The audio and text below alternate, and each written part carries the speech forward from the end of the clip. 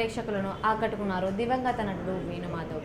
తన కామెడీతో ఎంతో మంది అభిమానులను సొంతం చేసుకున్న వేణుమాధవ్ మిమిక్రీ ఆర్టిస్ట్గా కెరీర్ మొదలుపెట్టి ఆ తర్వాత మెల్లగా సినిమాల్లోకి అడుగుపెట్టారు. 1996లో ఎస్వి కృష్ణారెడ్డి దర్శకత్వంలో కృష్ణ కథానాయకుడిగా వచ్చిన సాంప్రదాయ సినిమాతో తెలుగులోకి సినీ రంగంలోకి అడుగుపెట్టి 400కు పైగా సినిమాలో నటించాడు.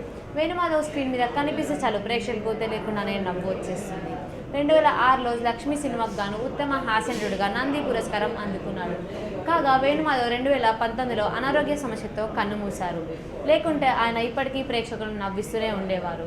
ఇక వేణుమాధవ్ ఈ లోకాన్ని విడిచి ఇన్నేళ్లు అవుతున్నా తెలుగు ప్రేక్షకులు ఇప్పటికీ ఆయనని గుర్తు చేసుకుంటున్నారు. కేజీఎఫ్ సినిమా కథను ముందే వేణుమాధవ్ చెప్పారు.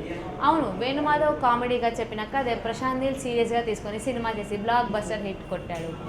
పూరి జగన్నాథ్ దర్శకత్వంలో మాస్ హీరో రవితేజ హీరోగా నటించిన సినిమా నేనింతే. ఈ సినిమాలో రిజల్ట్ ఎలా ఉన్నా చాలా మందికి ఈ మూవీ బాగా కనెక్ట్ అవుతుంది. ఈ సినిమాలో వేణుమాధవ్ తన కామెడీతో నవ్వులు పూయించాడు. ఈ సినిమాలో దర్శకుడిని అంటూ నటుడు సుబ్బరాజ్ దగ్గరికి వెళ్ళి వేణుమాధవ్ ఒక కథ చెప్తాడు. కన్నులేంది ఒక Zoom back one the first shot అంటూ తెలుగు తమిళ్ భాషలను మిక్స్ చేసి ఓ స్టోరీ చెప్తాడు వేణుమాధవ్. ఆయన చెప్పిన కథను సరిగ్గా వింటే అదే కథ కేజీఎఫ్ సినిమాలో ఉంటుంది.